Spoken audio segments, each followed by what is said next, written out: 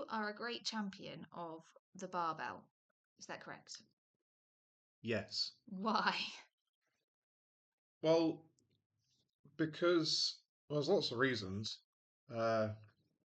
First and foremost, being that it's the most straightforward and effective way, or tool rather, that you can use to build raw strength.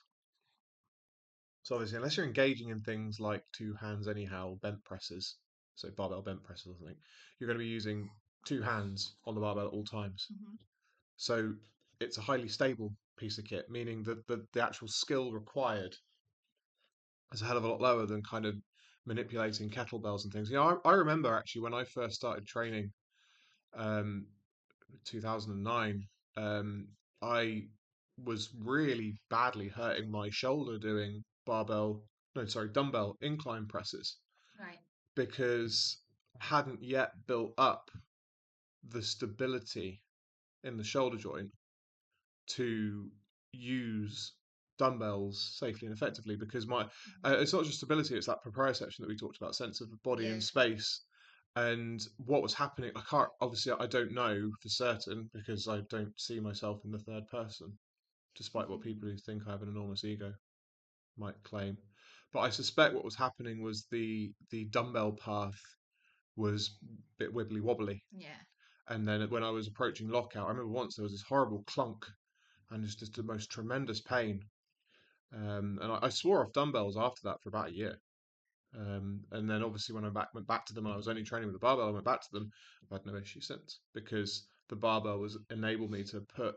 Yeah, the very fact that it's Hmm. connected in the middle. Yeah. It means your arms. Well, the only thing that all you have to do with the barbell is you don't have to. It doesn't move around all over the place. You're stabilizing it. You're holding it with two hands. You're doing a bilateral exercise, Yeah. both arms on the bar. So that's kind of broadly it, really. You can obviously lift more weight with a barbell than you can with dumbbells. I believe that the risk of injury with a barbell is significantly lower than with any other piece of training equipment. I mean, like we went to see a customer of ours. He had some deer killed and skinned them, and it was great. There was 20 odd kids at this party. Mm-hmm. Um, and he took me into his little home gym, and he had a kettlebell, and it was only like I think it was like maybe a 10 kilo kettlebell. It wasn't really heavy or anything. And obviously, me being me, I bent down and picked it up, and I was like, "Oh, it took me a moment for my body to realize what was going on and what it was picking up." Yeah. And obviously, I'm very experienced at this training thing, so obviously that wasn't a massive issue for me. But had I been a novice, having a kettlebell swinging around, because when you pick them up, what they do, Jess, is they kind of like flop onto your forearm. It's a very Mm-hmm. weird Yeah. sensation.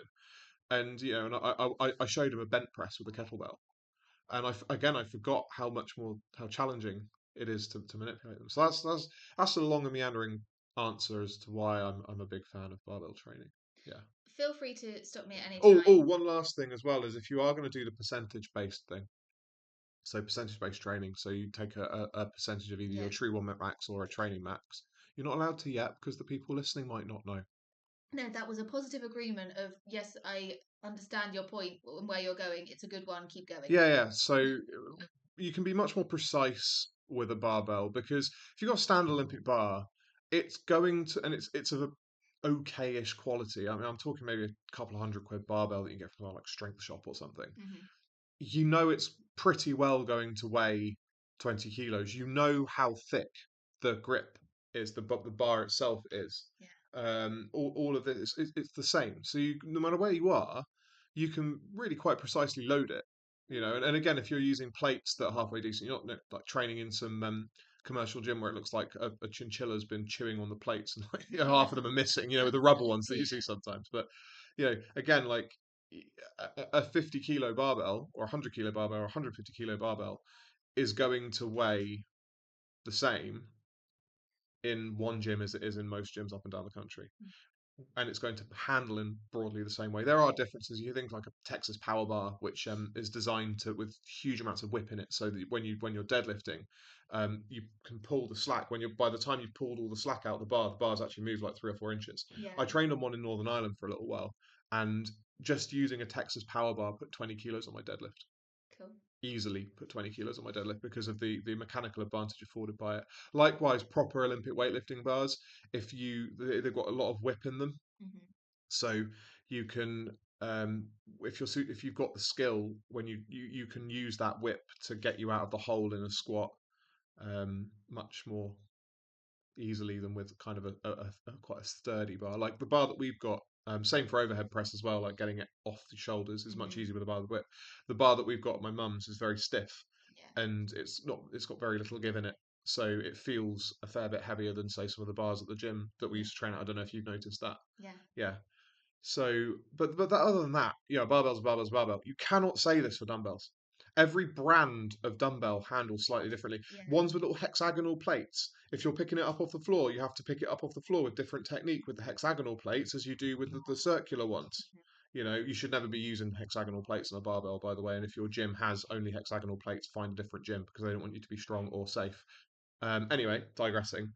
Likewise, the grip, the thickness of the handle. Do you remember at Don Styler's gym how the dumbbells on the big dumbbell rack and the handles were like 3 inches thick? Mhm.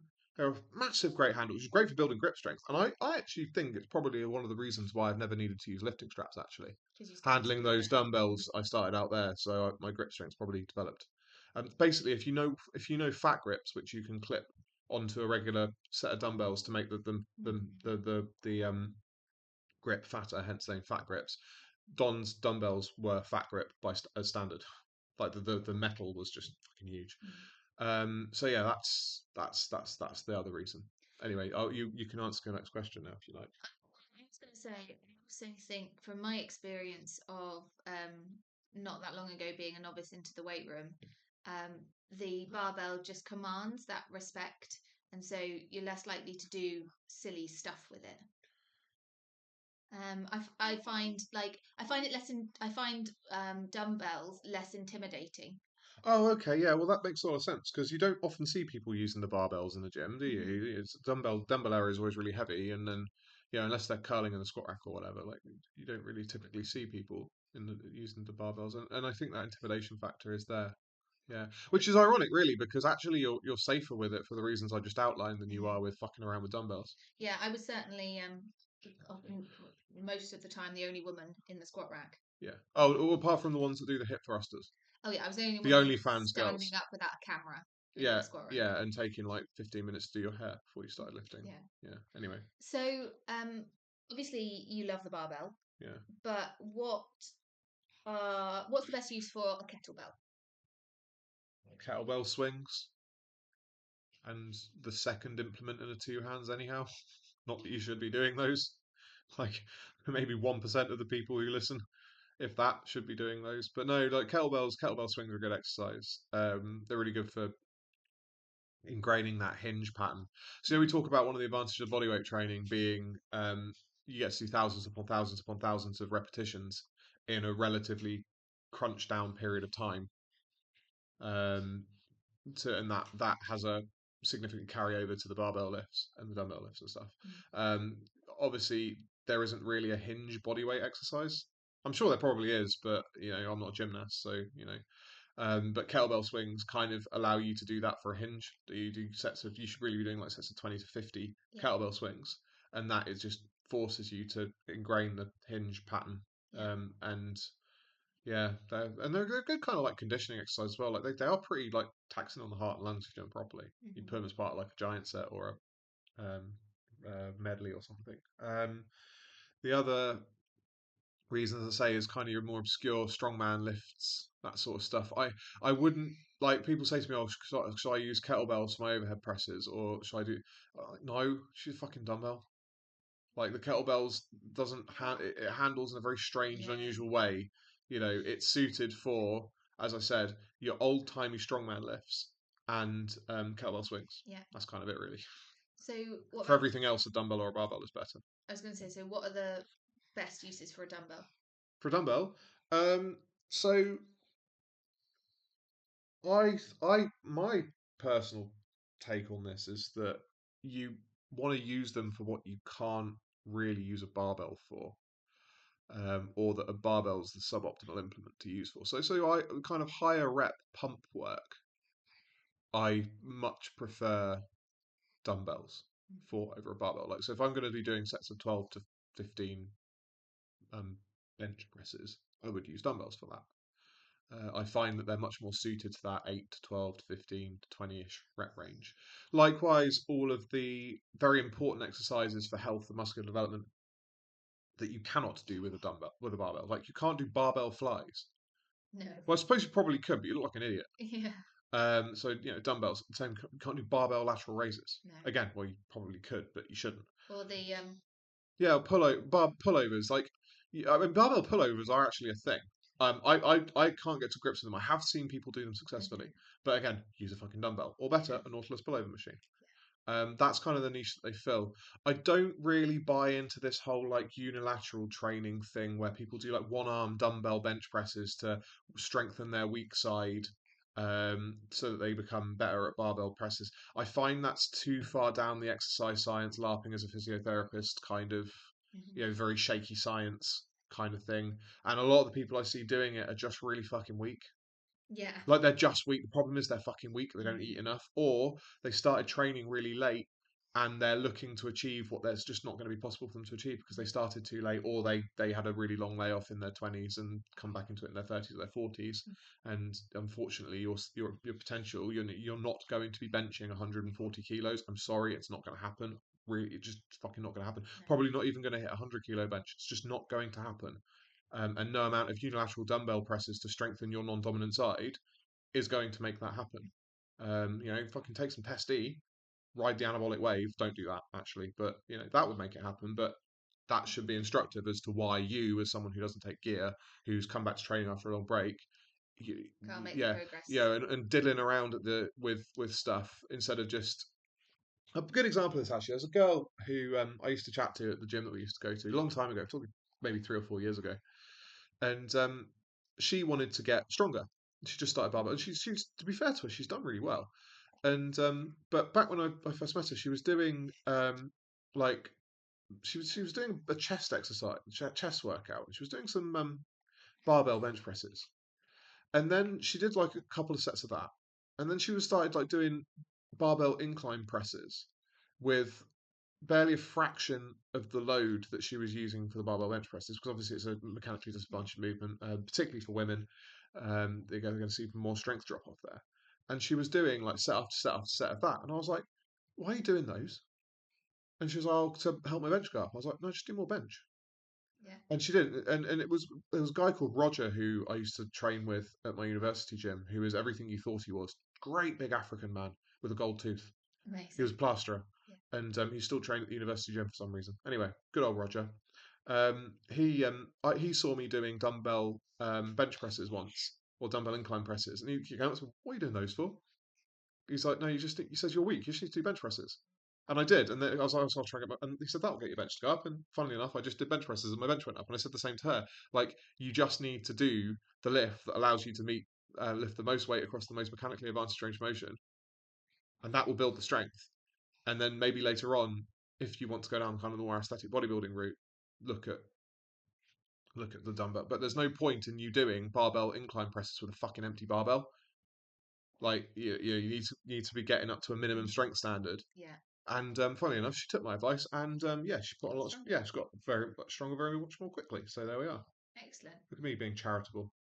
So I think we'll do another podcast next time about all the other fangled stuff in the gym, like medicine balls and stuff, because I think it'd be interesting to talk about. But last question on this one. What about the goblet squat? Goblet squats. Why are you asking about that specifically? Because it's something that I see in your repertoire every now and again. And what's Yeah. the use of it?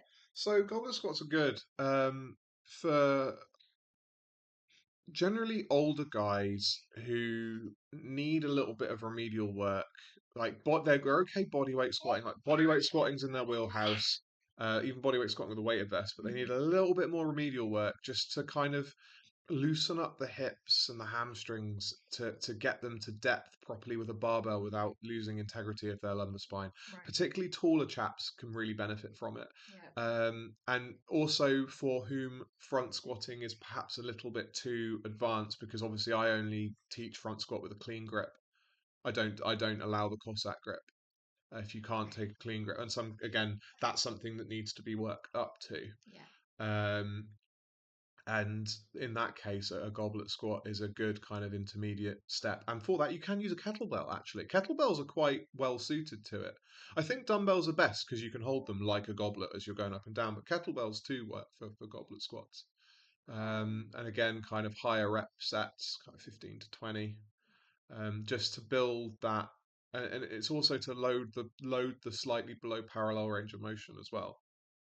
Mm. Um, Yeah, because that makes sense. one of the things people will say is they'll get people who can't break parallel and get back up again. They'll have them use leg presses, but the problem is the leg press doesn't work that slightly below parallel range of motion.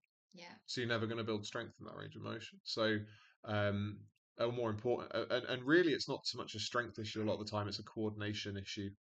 Like a Yeah, kind of, proprioception. yeah. And so Yeah. you need to actually get them loaded in that safely. So a goblet squat's a good little tool for that. So there we are. Found that very interesting. Me too. I'm very clever, aren't I? Okay, so that will do for today. If you like the video, like the video. If you like the video a lot, subscribe to the channel. That'd help. There's a whole dozen of us. Join us, please.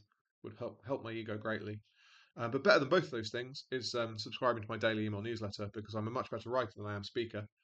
And you can do that by going to philtimon.co.uk, which is the URL displayed on the screen if you're watching, and clicking the big green subscribe to newsletter button, and yeah, putting your email address in and clicking the confirmation email, and then obviously reading my emails, opening and reading them as soon as you receive them.